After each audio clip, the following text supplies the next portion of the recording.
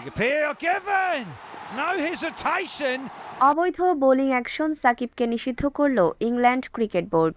Bowling action অবৈধ প্রমাণিত হওয়ায় সাকিব আল হাসানকে বরখাস্ত করেছে England and Wales cricket board ECB.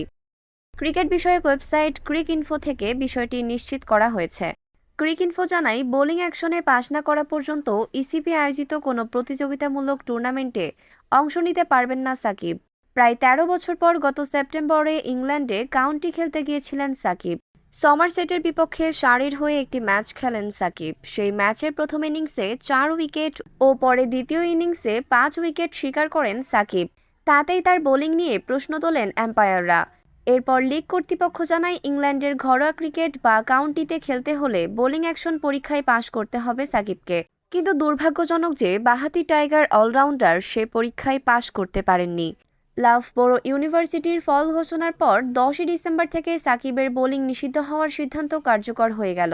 বোলিংয়ের অধিকার ফিরে পেতে সাকিবকে পুনরায় পরীক্ষা দিতে হবে। ক্রিকেটের নিয়ম অনুসারে বোলিংয়ের সময় স্পিনরা তাদের কনুই সর্বোচ্চ ১৪ ডিগ্রিতে ভাঙতে পারেন। সাকিবকেও প্রমাণ করতে হবে তিনিও কনুই ১৪ ডিগ্রির কম ভেঙে বোলিং করতে পারেন।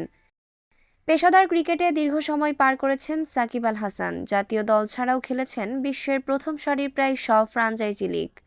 সাকিবের আন্তর্জাতিক ক্যারিয়ার শুরু হয়েছে ২০০৬ সালে, যেখানে এখন পর্যন্ত ৪৪৭টি আন্তর্জাতিক ম্যাচ খেলেছেন তিনি শিকার করেছেন ৭১২ উইকেট।